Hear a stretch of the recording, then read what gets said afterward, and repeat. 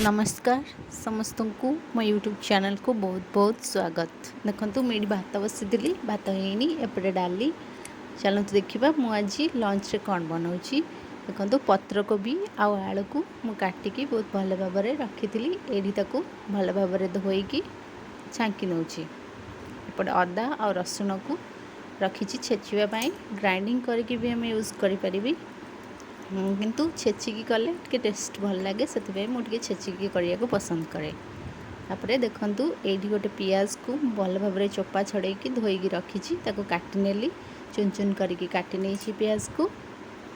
तापर गोटे टमाटो को भी भल भाव धोईकी रखी टमाटो को भी चुन चुन कर काटिनेली। पत्र कोबी रे मटर किंबा चना सिझेकी पकेले टे भल लगे से आगरू चना और मटर को सिझेकी रखी टमाटो आउ सब रखी। एबे गैस ऑन करके कड़े जस्ट हल्का गरम हो गले से रिफाइन तेल देकी रिफाइन तेल गरम होला परे छांकी रखि कोबी आलू रे मु जस्ट टिके हलदी गुंड आ लुण पकेगी ताको भल भाव में भाजी नेबी। देखो लुण कसला बेले भी पकेबा हलदी लुण कम पकेगी भल भाव में मिक्स करनबा। देखो मुझे केमती मिक्स करुच्ची भल भाव में मिक्स कर सारापर आम कवर करदे। देखो ये मु पाखापाखि 5 मिनिट पर कवर काढ़ी आउ थे भल भाव में घाटी नौ भल भाव में जमी सब कोबी भाजी हेब। गैस रो फ्लेम को हाई मीडियम रखी भलसे भाजी नेली। एबे देखो कोबी सब भाजी हो जाइए मुझे गोटे प्लेट रे बाहर करके रखी नौ। कोबी को भाजी की साइड रखीदेली आउ एबे गैस रो फ्लेम ऑन करके से कड़ाई बसैदेली। कड़ाई हल्का गरम होला परे से रिफाइन तेल देदेली आउ रिफाइन तेल गरम हो गला परे से चुना चुना करी काटिकी रखी पियाज को मु पकई नेबी। देखो पियाज को पकई नौ सब पियाज पकईदेली। पियाज पकई सारा पर पियाज को टे भल भाव में तेल रे भाजी नौ। देखो घाटी दौर पियाज को भल भाव में जमी पियाज भाजी हेब। ये देखो पियाज पूरा गोल्डन ब्राउन कलर हो गलानी आ से मु छेचिकी रखी अदा रसुण को पकईदेली। अदा रसुण पकईकी भलसे मिक्स करके भाजी नेबी। तापर काटी रखी टमाटो को पकईकी भलसे मिक्स करनेबी। टमाटो पियाज अदा रसुण सबको मिक्स करके भलसे भाजी नेबी जमी टमाटो भलसे भाजी हो।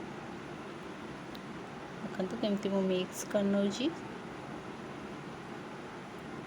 तापर से स्वाद अनुसार लुण आगर भी आम लुण पकई टे कम लुण पकेबा आगर भी हलदी पकई टे कम हलदी पकेबा लंका गुंड भी पकेबी सबको भल भाव में मिक्स कर नौची। देखो केमती मिक्स कर नौची। तापर जस्ट टिके हल्का हल्का पानी देवी कहीं मसला सुखिला हेले लागिजिव फ्लेवर नष्ट हो से भल फ्लेवर पाई जस्ट हल्का हल्का पानी देकी भलसे मसला को कषुची। देखो केमती कषुची मु भलसे घाटी नौची जमी मसला भल भाव में कषि हो। टमाटो सब मेल्ट हो गलानी। एबे भाजी रखी कोबी और आलू को पकईकी कोबी को एबे मु भलसे मिक्स करनेली। मिक्स करके एबे मु करी पाउडर ऐड कर दूची। करी पाउडर ऐड करके भल भाव में मिक्स करनेबी। देखो मुझे केमती मिक्स कर नौची कवर करदेली और तापर कवर बाहर करके टिके भल भाव में घाटी नेली कोबी को। देखो केमती घाटी नौची तापर सिझे रखी मटर आउ चना को से ऐड करदेली। ऐड करके भल भाव में मिक्स करनेबी। मटर और चना सब मिक्स होगी जस्ट फुटिला परे तो आलू भी सिझी गलानी सबू जिनस बहुत भल भाव में सिझी जाइए। एबे एथिरे मु गरम मसला ऐड करके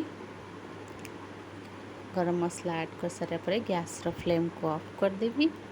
गैस रो फ्लेम को ऑफ करके भलसे मिक्स करने भी गरम मसला को। तापर पत्र कोबी करी बिल्कुल भी रेडी खाइबा को।